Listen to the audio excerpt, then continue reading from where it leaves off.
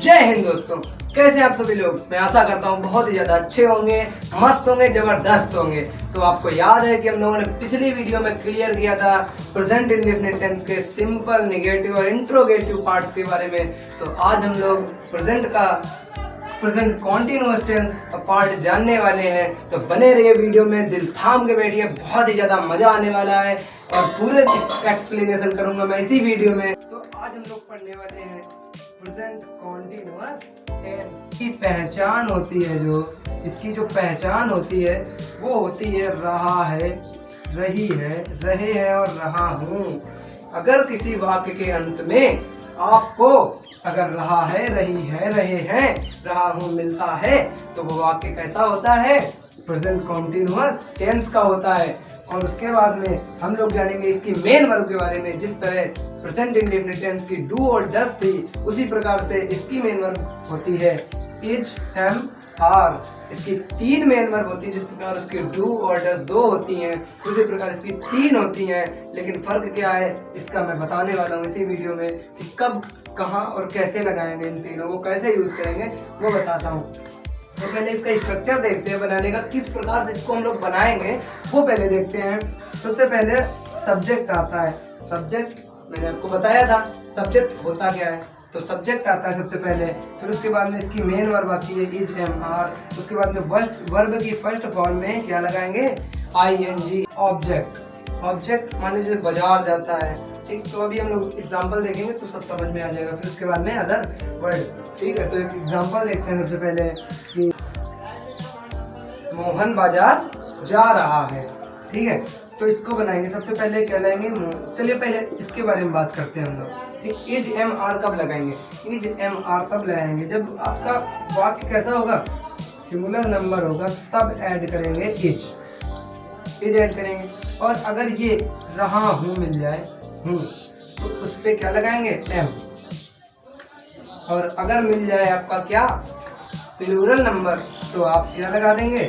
Are लगा देंगे। और पूरा स्ट्रक्चर इसी प्रकार से होता है, बस आपको कुछ नहीं करना, ठीक है। तो बनाएंगे सब्जेक्ट क्या है? Mohan, Mohan is, M, are.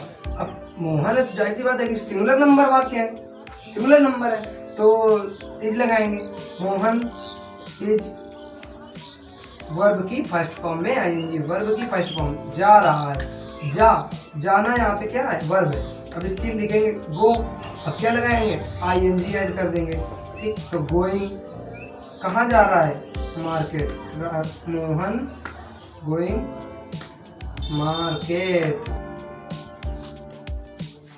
आशा करता हूँ कि सिंपल रूल समझ में आया होगा।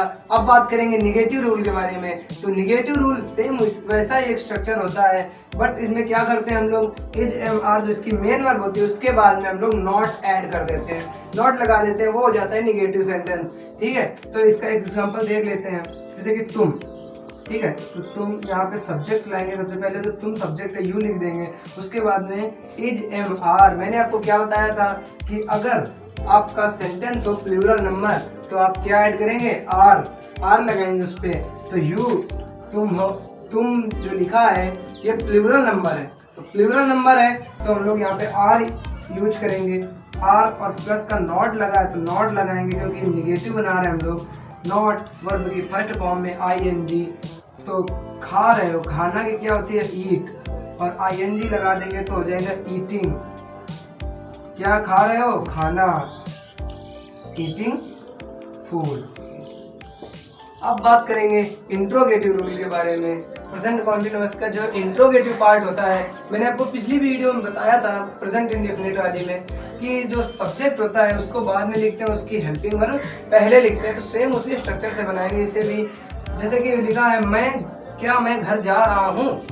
अगर कोई वाक्य प्रश्न पूछता है तो मान लीजिए वो कैसा इंट्रोगेटिव सेंटेंस है, क्या मैं घर जा रहा हूँ, तो यहाँ पे लिखेंगे सबसे पहले इज, एम, आर। मैंने आपको अभी बताया था कि अगर मैं आ जाए तो एम का प्रयोग करते हैं। एम जो होता है केवल मैं में ही लगता है, इसमें लगता है मैं जहाँ पर लिखा होगा सिर्फ उसी में लगता है, ठीक है। तो अब लिखेंगे सबसे पहले एम, क्या लिखेंगे? एम। अब क्या? मैं की मीनिंग क्या होती है? आई, तो MI सब्जेक्ट हो गया, I वर्ब की फर्स्ट फॉर्म में ING। तो जाना यहाँ पे वर्ब है तो यहाँ पे लिखेंगे गोइंग, क्योंकि ING लगाएंगे। गोइंग टू कहाँ जा रहा है, घर, गोइंग टू होम। आशा करता हूँ ये रूल समझ में आ गया होगा। अगर समझ में आ गया है तो वीडियो को लाइक कर दें और चैनल को सब्सक्राइब कर दें। जय हिंद।